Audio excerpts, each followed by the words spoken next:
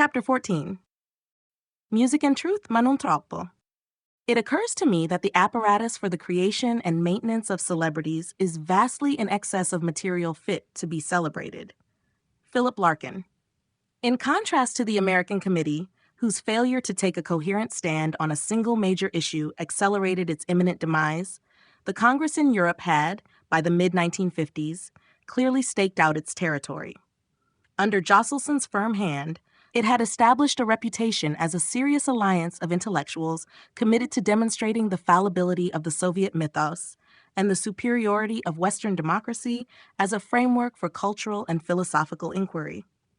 Whilst the composition of its inner circle, or apparat, remained unchanged, the Congress could now boast a membership studded with the names of eminent intellectuals and artists.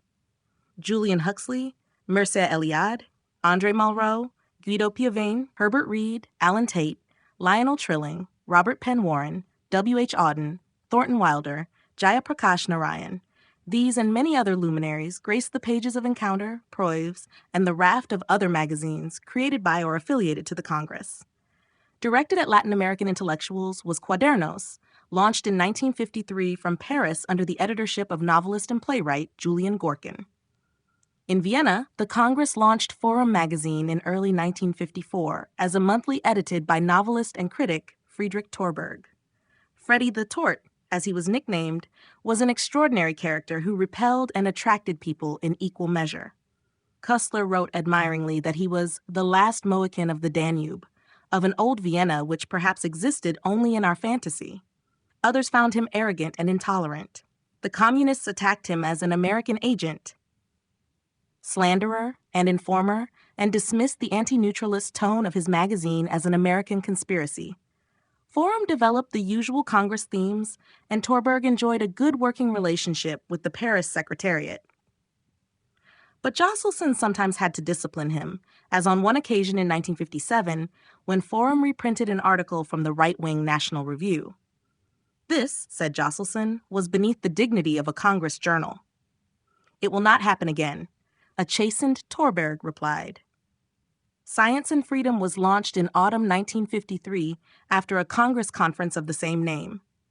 Held in Hamburg in July 1953, the conference had attracted grants of $10,000 from the Rockefeller Foundation and $35,000 from the Farfield Foundation. The eponymous journal was edited by Michael Polanyi, who was appointed to the executive committee in the same year.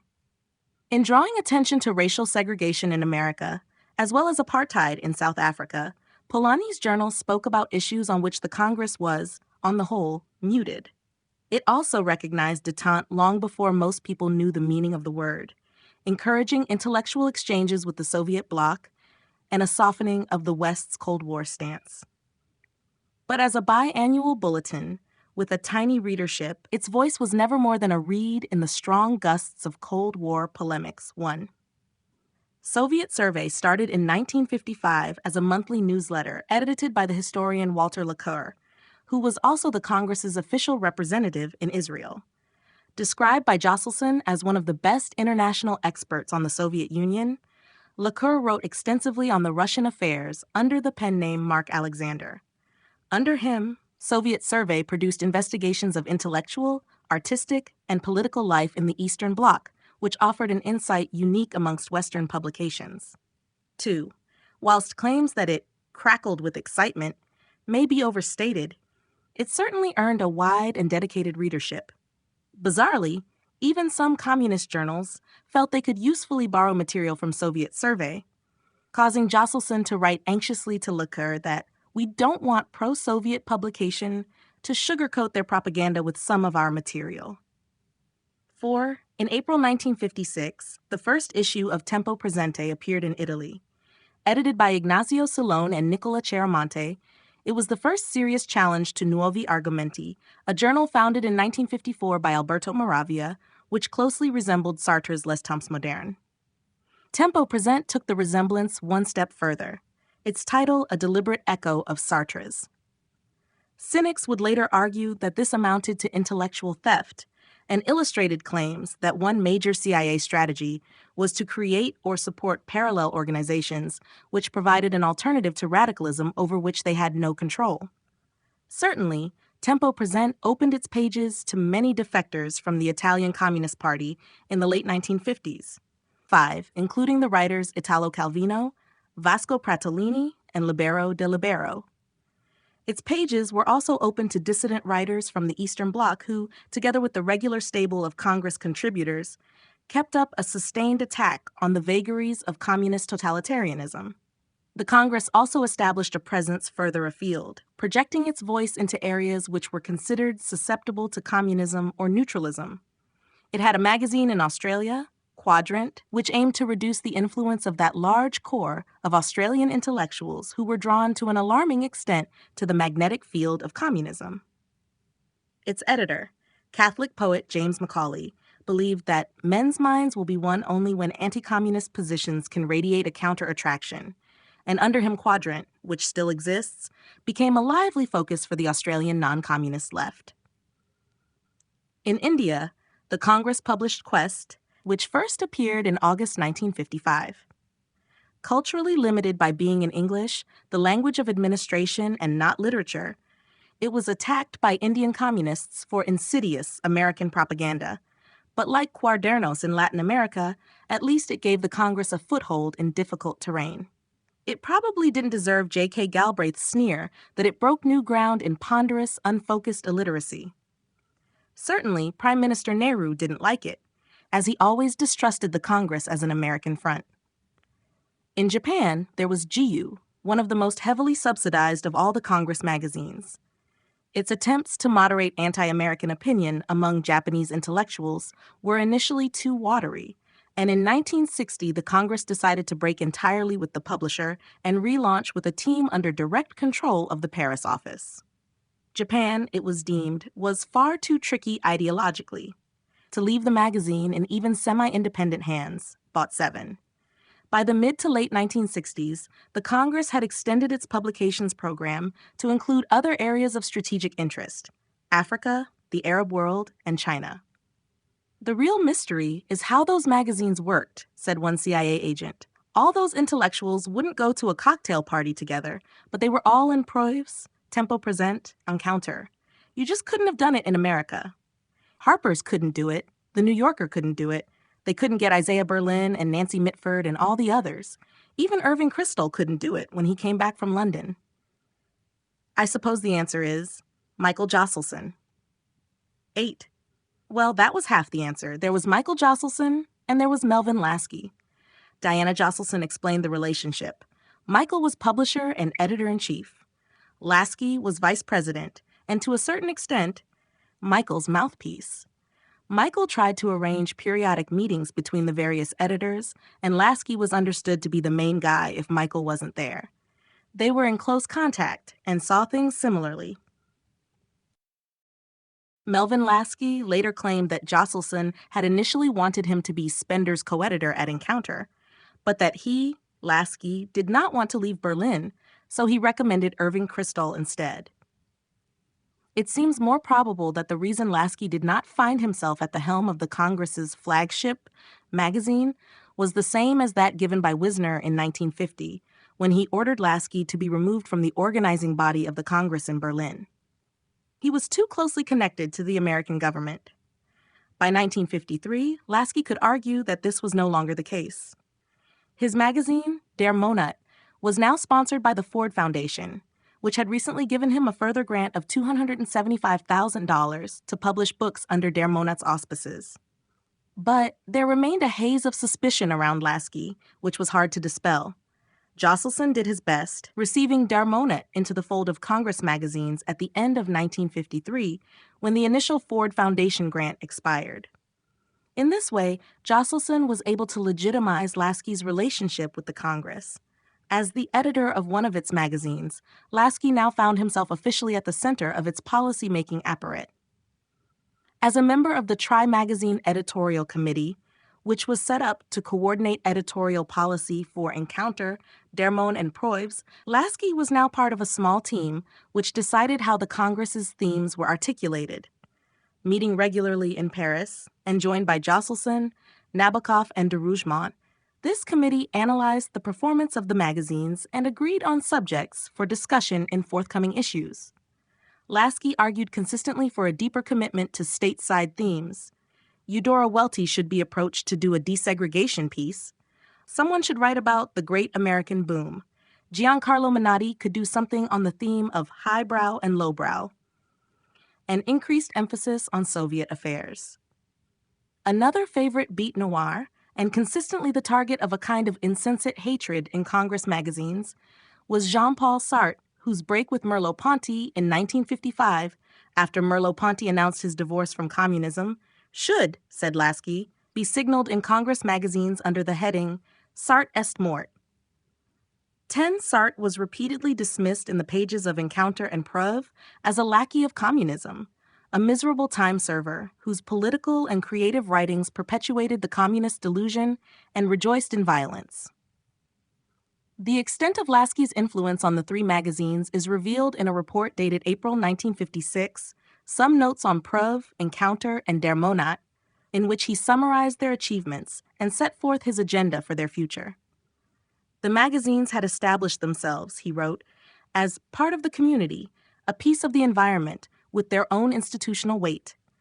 They have become symbols in the cultural life of two ancient nations of free, humane, and democratic international and transatlantic exchange. 11. But he cautioned his fellow editors against insisting, in the matter of American material, that the USA be constantly projected positively, that all the European anti-American stereotypes be made short shrift of. Although he conceded that some anti-American slips, which had appeared in the magazines, were regrettable and to be avoided in the future, Lasky argued against straining the quality of transatlantic understanding. Let's not always be forcing the matter. And what have we done today to stop people thinking of us as barbarians? We, not unlike everybody else, have too many problems, including materialism, cynicism, corruption, violence, consistently to come out with a positive word of cheer for the Stars and Stripes forever. Let European writers grumble. Let's grumble a bit ourselves. Paradoxically, one of our most sympathetic sounds. 12. In effect, Lasky was conceding that critics of the Congress magazines who complained of a pro-American bias were basically right. Encounter, in particular, must now address the charge that it was a Trojan horse for American interests, that it had a peculiar blind spot. It hardly ever contained any critical articles about the U.S., as if this was forbidden territory. 13. In the early years, certainly. Encounter went to great lengths to erode any antipathy towards America and its institutions. Anti-Americanism was variously characterized as a psychological necessity to many Europeans, a device which enabled them to indulge simultaneously in self-hatred, America as mythicized image of all they hate, and self-righteousness, Fiedler, or as a way of heightening the gratification which British intellectuals derive from their national self-contemplation, Edward Shills, or as a mechanical reflex of modern liberalism, epitomized by the New Statesman and Nation, with its pernicious anemia, stereotyped reactions, and moral smugness. Dwight MacDonald in 1956, at the height of his Cold Warriorism. Lasky's recommendations only partially succeeded.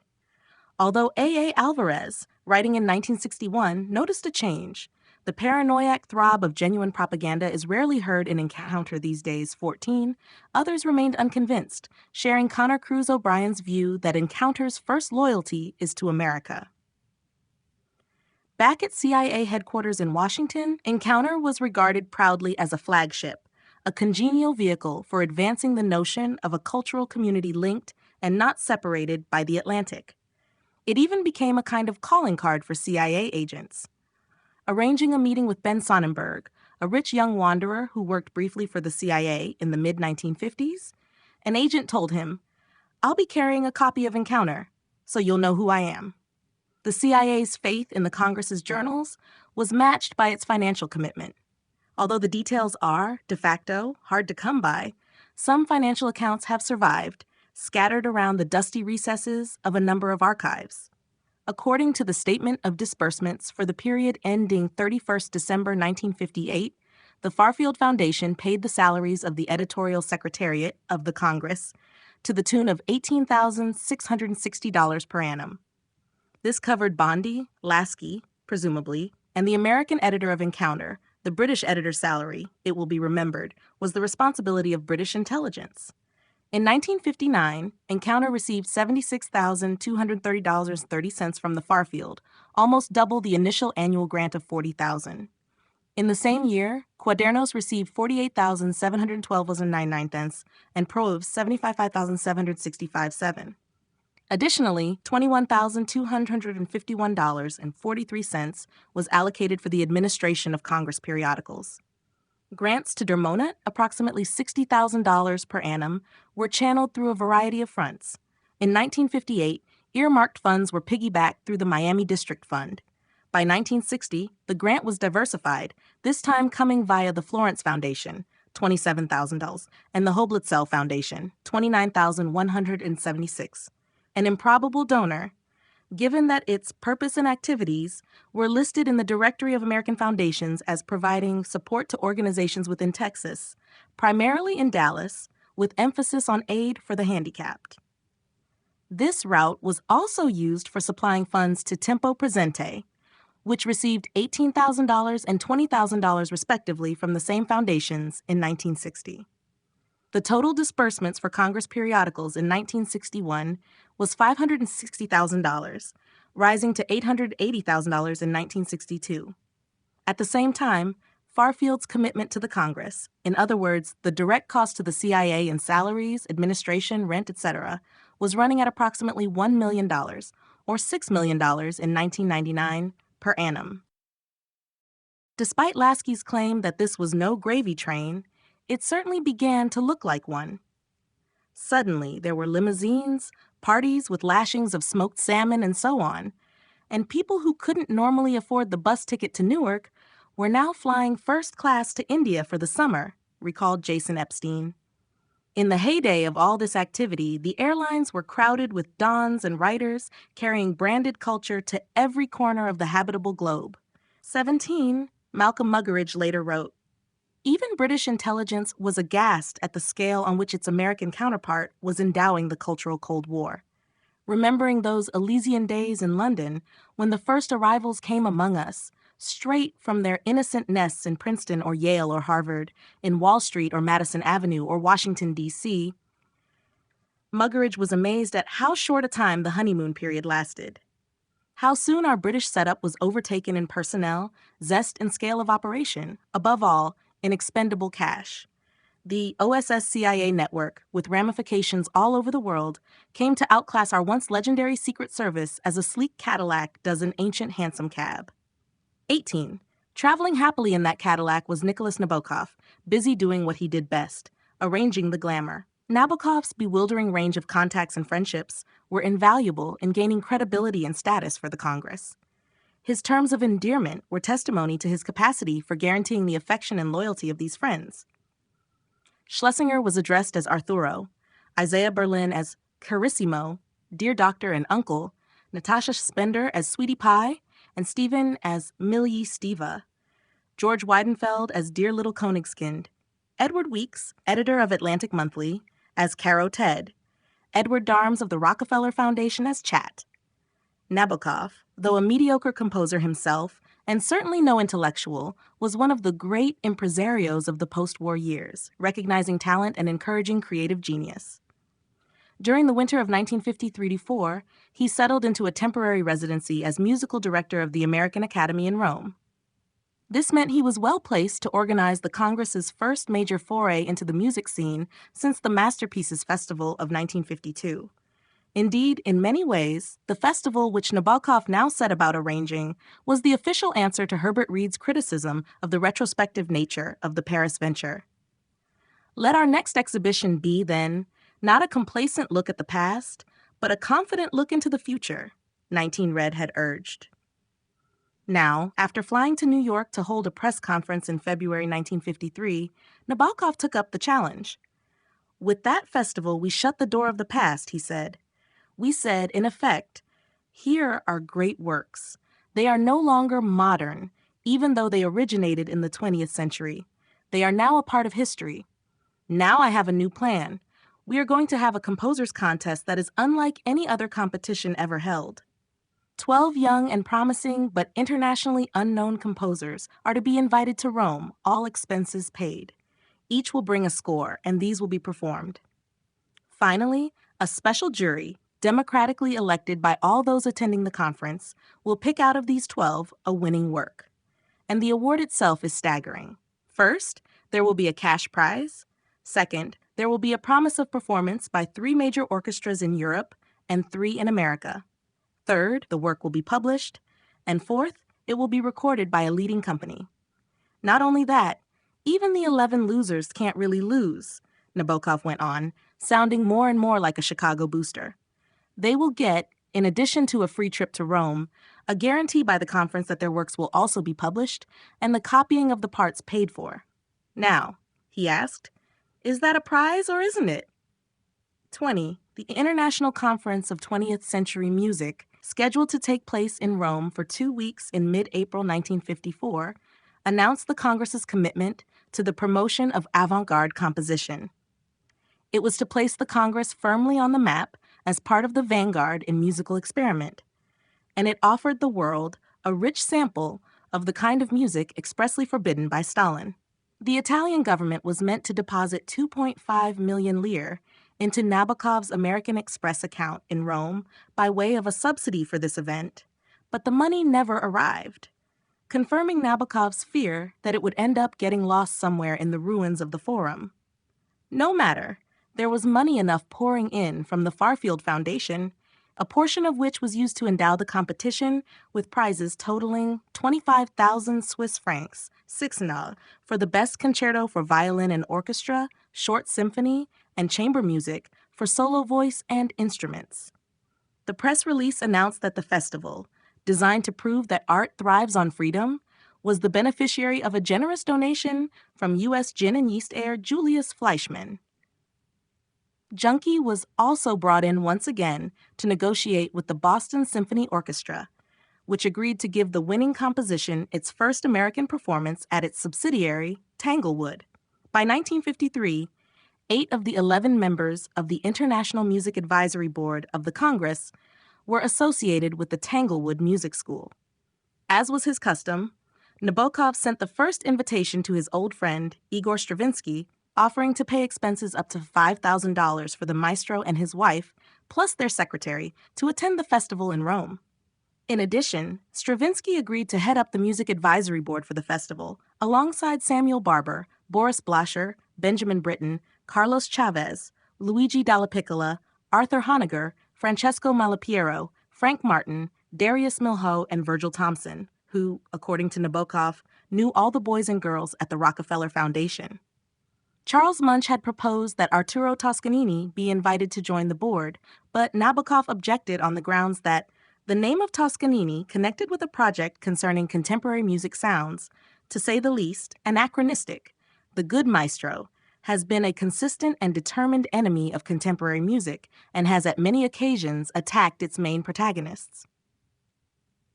21 in early 1954, the Congress set up a festival office in the noble surroundings of the Palazzo Pecci, courtesy of Count Pecci Blunt, a close friend of Nabokov's, and, despite his sumptuous title, an American citizen. Treasurer Pierre Bolomi organized a credit line with the Congress's Chase National Bank account at Basel, through which CIA money was funneled. Pecci Blunt made a personal contribution of $1,300 to the festival's slush fund. A further $10,000 was channeled through Denis de Rougemont's Centre Européen de la Culture, which in turn was receiving money from the Farfield Foundation. De Rougemont's outfit was given top billing on the program. Arrangements were also secured for the travel of Leontine Price, and round-trip tickets were dispatched to Aaron Copland, Michael Tippett, Joseph Fuchs, and Ben Weber. By March 1954, Nabokov was ready to announce the lineup for the festival. With a heavy concentration on a tonal, dodecaphonic composition, the aesthetic direction of the event pointed very much to the progressive avant-garde of Alban Berg, Elliott Carter, Luigi Dalla Piccola, and Luigi Nono. Amongst the new composers were Peter Racine Fricker, Lou Harrison, and Mario Paragallo, whose work was influenced in varying degrees by 12-tone composition. They were, on the whole, well received. Musical America noted that most of the composers and critics making up the advisory and executive committees responsible for the concerts have not been known in the past for the friendliness to dodecaphonic principles or proponents. For this reason, the programs they offered were not only surprising, but encouraging as well. 22, a recent convert to 12-tone music, was Stravinsky, whose presence in Rome signaled a major moment in the convergence of modernist tributaries in the serialist orthodoxy. For Nabokov, there was a clear political message to be imparted by promoting music which announced itself as doing away with natural hierarchies, as a liberation from previous laws about music's inner logic. Later, critics would wonder whether serialism had broken its emancipatory promise, driving music into a modernist cul-de-sac where it sat, restricted and difficult, tyrannized by despotic formulae, and commanding an increasingly specialized audience. Towards its squawks and thumps, wrote Susan Sontag, we were deferential. We knew we were supposed to appreciate ugly music. We listened devoutly to the Tach, the Krennek, the Hindemith, the Webern, the Schoenberg, whatever. We had enormous appetites and strong stomachs. 23, even the most deferential amongst those attending the Congress Festival in Rome, broke into whistles and shouts when one performance turned into a private soliloquy. And when Hans Werner Henze's 12-tone opera Boulevard Solitude was premiered, the audience could be forgiven for feeling as if it were traveling along a Via Dolorosa. Perhaps sensing a challenge to his own brand of difficulty, Pierre Boulez wrote Nabokov a furious letter larded with insults. Nabokov, he said, was encouraging a folklore of mediocrity, nurtured by petty bureaucrats who were obsessed with the number 12, a council of 12, a committee of 12, a jury of 12, but who understood nothing of the creative process. Boulez went on to accuse the Congress of manipulating young composers by offering large prizes. The winners were Lou Harrison, Giselle Herklebe, Jean-Louis Martinet, Mario Paragallo, and Vladimir Vogel. It would be more honest, he said, to give them handouts rather than go through with the charade of the spectacular public gestures of a Cincinnati banker. He ended with the suggestion that the Congress's next venture be a conference on the role of the condom in the 20th century, a subject he deemed to be in better taste than its previous initiatives. 24. A stunned Nabokov wrote in response that he hoped Boulez's letter would not be found in a bottom drawer by somebody in the future, as it dishonored both his intelligence and his judgment. Having neither the time nor the energy to pursue the matter, Nabokov asked Boulez to refrain from ever writing to him again. As well as subsidizing those composers and performers who attended the Rome Festival, the Farfield Foundation was endowing other groups and artists through a series of grants made mostly at Jocelson's discretion. In January, it gave $2,000 to the Mozarteum Akademie Orchestra of Salzburg for an international youth orchestra course. From his special discretionary fund at the Farfield, Jochelson rewarded the exiled Polish composer Andrzej Panofnik, who had made a hair-raising escape from Warsaw via Zurich to London, with an obligation-free yearly fellowship of $2,000 to be paid in 12 monthly installments, starting in September 1954.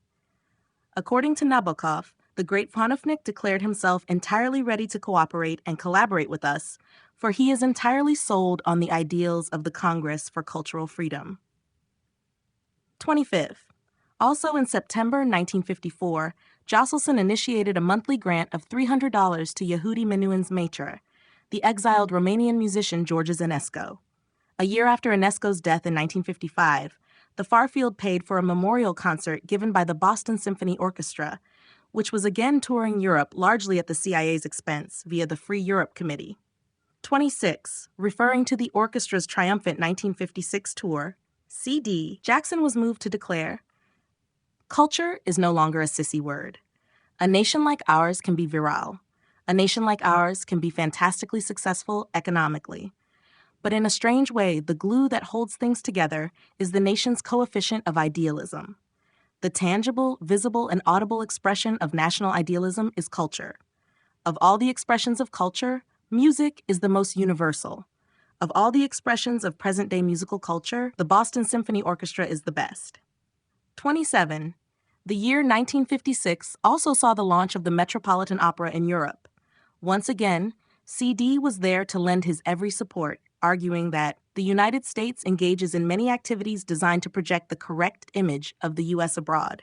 Sometimes we are successful, sometimes not. It is admittedly a nebulous and imprecise business, but the one area which is as close to surefire as any that have been tried is the cultural projection of America, provided, of course, that the selection of what constitutes American culture is intelligently made and that nothing is sent over except highest quality. I believe that the Met would wow them.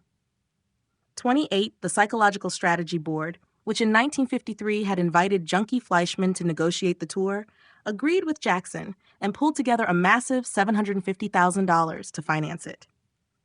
Most of this appears to have come from the CIA.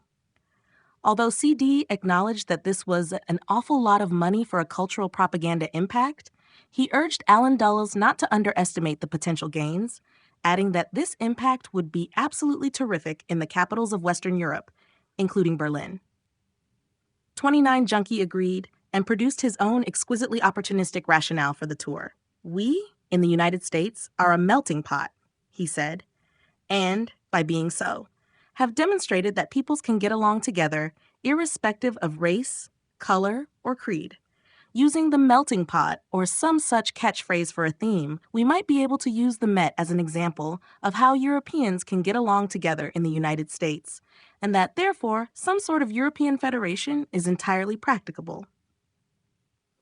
Thus did America's cold warriors weave their tangled web, wherein the Metropolitan Opera could be used to rally audiences to the concept of free world federalism. At the same time as CD was working on the Psychological Strategy Board's idea of a Metropolitan Opera tour, he was dealing with another, more controversial aspect of the company's plans. In March 1953, he had learned that Rudolph Bing, the Met's general manager, wanted to engage Wilhelm Furtwängler as guest conductor for the 1953-4 season. Asked whether he thought the State Department might object to this appointment, CD was able to report that there would be no departmental eyebrow-raising on the subject of Mr. Furtwängler. He did warn that there may be a public relations problem from the Met standpoint, but concluded with the following words of encouragement. My 5 cents worth is that by the time he will be getting over here, no one would care if he had been the Beast of Belsen. 31. Though they were to express it more delicately, the American Committee for Cultural Freedom apparently felt much the same way, when, in February 1955, the Jewish group Bedhar protested against the appearance of Herbert von Karajan at a New York performance given by the Berlin Philharmonic. Music lovers, do not attend tonight's bloody concert. The committee lobbied the American Federation of Musicians to oppose such protests. In a cable signed by James T. Farrell, on behalf of 300 leaders of the American cultural community, the committee denounced Bedhar's protest as an encroachment on cultural freedom. Interestingly, at no point did the committee take issue with Bedhar's allegation that von Karajan had been a member of the Nazi Party. On the contrary, it conceded this was a deplorable fact.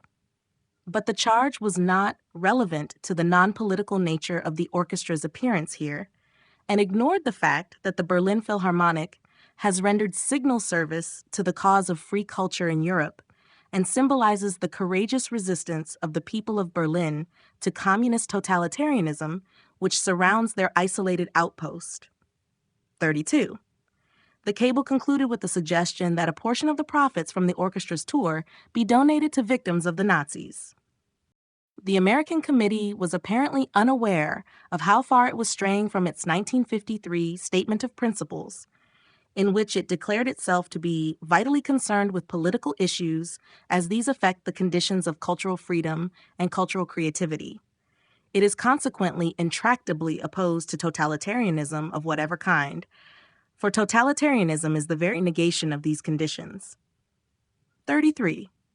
This same statement had deplored the plain and shameful fact that, even today, communists and communist sympathizers are conceded a measure of respectability in intellectual and cultural circles which would never have been accorded to a Nazi or neo-fascist. That the American Committee could be so blind to the contradictory and morally inconsistent nature of its attitude to individuals like von Karajan or Furtwängler seems astonishing. 3 months later, George Kennan, one of the architects of the strategy of harnessing culture to the political imperatives of the Cold War, was to demonstrate that he too was vulnerable to the same confusion. Addressing the International Council of the Museum of Modern Art on the 12th of May 1955, Kennan deplored the fact that, in recent years, there has grown up among us a most reprehensible habit, a totalitarian habit, in fact, of judging the suitability of cultural contributions by whatever political coloration we conceive their creators to have acquired. I know of nothing sillier than this. A painting is not more or less valuable because the artist once belonged to this or that party or contributed to this or that group. The value of a symphony concert seems to me to be quite unaffected by the nature of the political regime under which the conductor may once have plied his trade. After all, cultural events are not political livestock exhibits in which we put forward human figures to be admired for the purity of their ideological features. 34 America's cultural Cold Warriors found themselves caught in a dangerous paradox. Where the bogeyman of Nazism was raised, they campaigned vigorously for the separation of art and politics. But where dealing with communism, they were unwilling to make such a distinction. This egregious illogicality had first surfaced back in the late 1940s, during the denazification of Germany.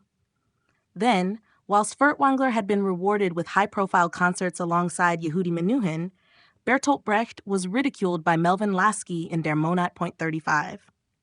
The whole premise of the Cultural Cold War, of the Congress for Cultural Freedom, was that writers and artists had to engage themselves in the ideological struggle. You're talking about the leading writers, the leading musicians, and painters.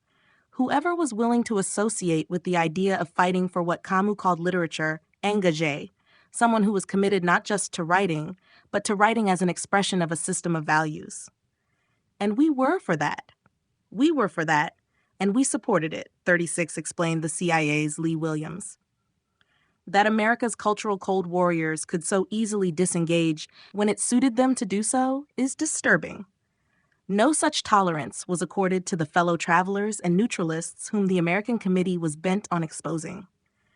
Nobody could seriously argue, at least by the mid-1950s, that communism could plausibly be considered the central and overriding enemy of cultural freedom within the United States. But professional anti-communists, like all professionals, wanted to protect and even expand their market. A rough count of organized anti-communist lobbies and pressure groups in America during the 1950s, a time generally acknowledged to mark the fifth column's lowest point, suggests unparalleled proliferation. There being no real communist threat in America to fight, anti-communists were in reality, to recycle Churchill's phrase, chained to a dead body. Slowly and gradually, one's colleagues will get around to one, James T. Farrell had accurately predicted in 1942. I trust my colleagues to do this. I have great confidence in their developing capacities to become my policeman and the guardian of my soul. My faith in their potentialities to be shameful is invincible. You cannot shake that dogma of my faith. All these little guardian angels of the soul of America. 37 by now, the hardline element of the committee had earned it a dubious reputation as a truth squad. It appeared to have lost all sense of proportion and wandered far from its declared purpose, which was to strengthen the social and political conditions for cultural creativity and free intellectual inquiry. Schlesinger wrote of a feeling of disgust at the elements of vindictiveness in the harrying of fellow travelers, as if we were refighting in the 50s the old, dead battles of the 30s and the 40s. We now have better things to do than to pay off old scores. A committee dedicated to cultural freedom can hardly err in being magnanimous. 38 from Cornell University, a colleague of Saul Stein wrote in similar vein. Saul, my boy, what you need is a whiff of the fresh air of upstate New York or Kansas or Seattle or just about any other place but the middle of Manhattan. Are you really so sure that all those bitter literary battles of the late 1930s and the battles of today as well are really that important in the history of the United States? 39, and this was the point. American intellectual history had seesawed over the past 2 decades from the left dissecting the right to the right dissecting the left, and the sight of men tearing at each other's viscera in this way was unedifying. Balkanized into squabbling academic fiefdoms, both factions missed the one important truth. Absolutism in politics, whether in the form of McCarthyism or liberal anti-communism or Stalinism, was not about left or right. It was about refusing to let history tell the truth. "It's so corrupt, it doesn't even know it," said Jason Epstein in uncompromising mood. When these people talk about a counterintelligentsia, what they do is to set up a false and corrupt value system to support whatever ideology they're committed to at the time.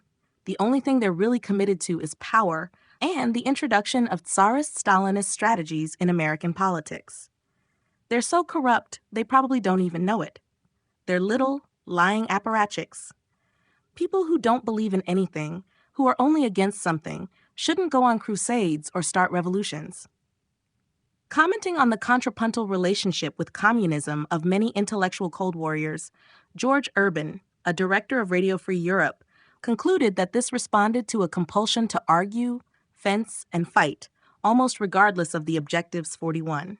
Their protestations were too intense, their cynicism too stark, and their analyses too reflective of the world they thought they had left behind. They marched in negative step, but in step all the same. 42 Josselson, who at this time was recovering from an operation which left him stranded, though clearly not inactive, in a deck chair, wrote to Sidney Hook that he was more convinced than ever that a natural death of the present American Committee would be the best thing to happen for everyone I concerned. This group is incompatible to do anything in any field except in the field of petty quarrels. 43. One way of ensuring the committee's demise was to withdraw its subsidies, and in October 1954, Josselson did just that. The monthly deposits from the Farfield Foundation to the American Committee had already been stopped in early 1953, and now, with the withdrawal of an annual payment of $4,800 from the Paris office, the group faced imminent financial ruin. Sidney Hook, who had set the committee up in consultation with the CIA, was appalled at the Congress's decision to cut its financial ties. Ignoring Josselson's determination to see the committee extinguish itself, he went directly to Allen Dulles to plead for more money. Saltstein, who warned that if American intellectuals lose their voice in West Europe for want of $20,000 a year, then some new Gibbon better start sharpening his pencil now, was fully briefed on this development, as was Norman Thomas, the former socialist candidate for U.S. president, who now occupied an executive position in the American Committee. Furthermore, both men were separately lobbying the intelligence community through our friend Dr. Lilly, a psychological strategy board officer and CIA consultant. Knowing that Norman Thomas was a close friend and neighbor of Allen Dulles, Stein further suggested that Thomas telephone Dulles to remind him of his interest in our work and suggest that speed is essential in coming to our assistance. 44 Thomas replied that he thought it would do harm rather than good to call Allen Dulles without some more immediate excuse, but said that on the fair chance that Dulles may be up in the country this weekend, I will try to get in touch with him on Sunday. 45. This was April 1955.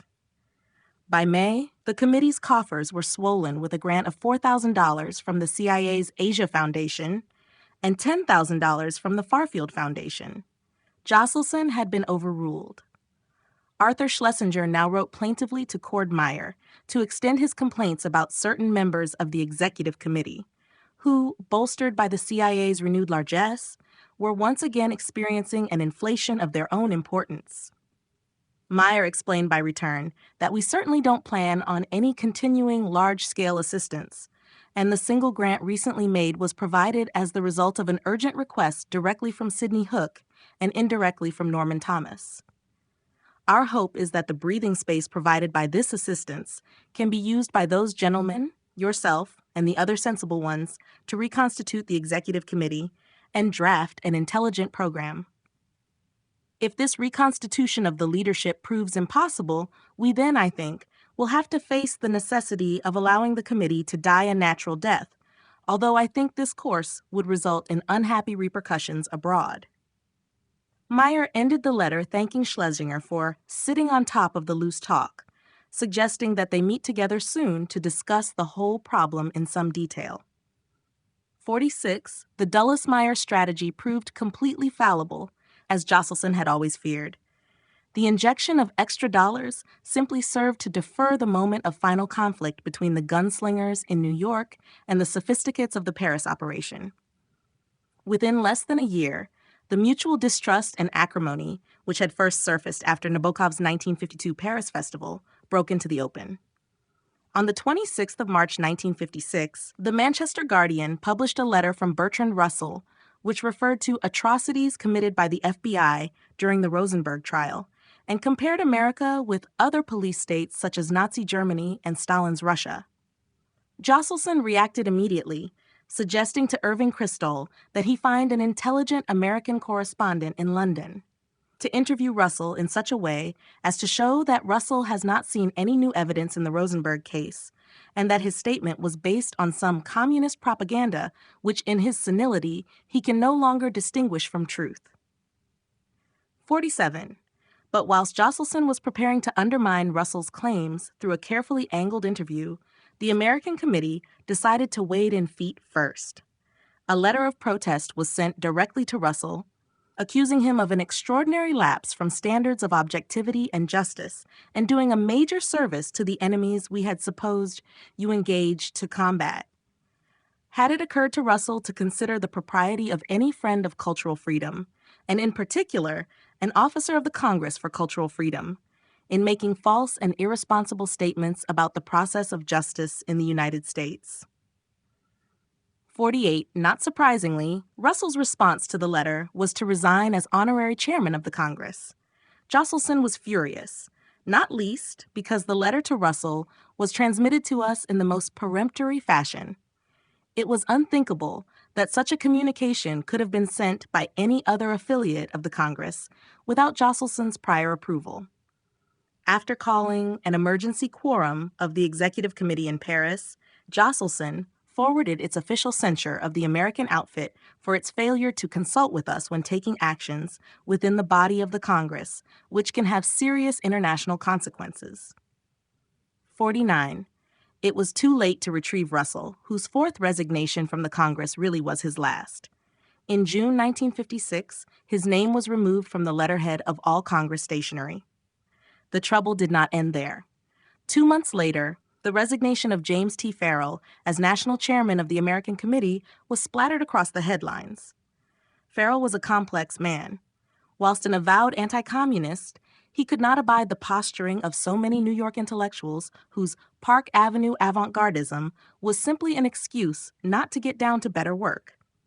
He himself had renounced politics once before.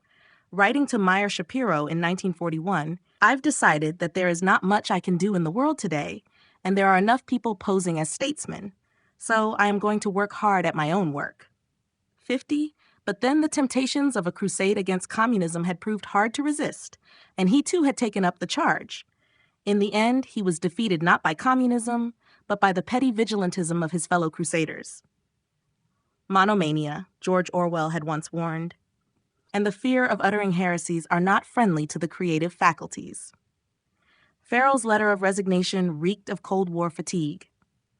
"We have never been able to sink our roots deeply into American life," he complained. "We have not been able to contribute sufficiently to the fight against censorship in this country. The time has come for all who believe in the liberal spirit to make a new effort towards achieving its resurgence. We are constantly standing on the edge of becoming a political committee with views on foreign policy and many other issues. In doing that, we are in danger of mixing politics and culture." He also stressed his personal reason for resigning, which was a thinly veiled warning to other writers on the American Committee. "If I want to write better, I must give more time to it and to study." This might have been the end of it, but for the fact Farrell chose to announce his resignation first to the New York Times. He called the paper late on Monday night, 27th of August, 1956, apparently much disinhibited by drink. He cavilled at the American Committee's failure to cohere as a mass organization, its failure to do anything about censorship in the United States, its lack of concern with American civil liberties, and its weaseling on the McCarthy issue. Diana Trilling was elected by the board of directors to accept Farrell's resignation, which she did in a letter ringing with icy contempt. In Paris, the news of Farrell's resignation was met with incredulous rage by Michael Josselson, who wrote angrily, "We fail to understand why the committee did not use the 24-hour period of grace between the time when Mrs. Trilling received the call and the time that the story actually went to press to have Jim Farrell withdraw his original statement and have it replaced by a statement of his resignation, which would have been agreeable to everyone concerned." 52. Enough was enough. When Irving Brown received a letter asking him to back pay 3 years of membership dues to the American Committee, he simply ignored it. Junkie Fleischman withdrew from its board in October 1956, saying he was far too busy with the Paris operation.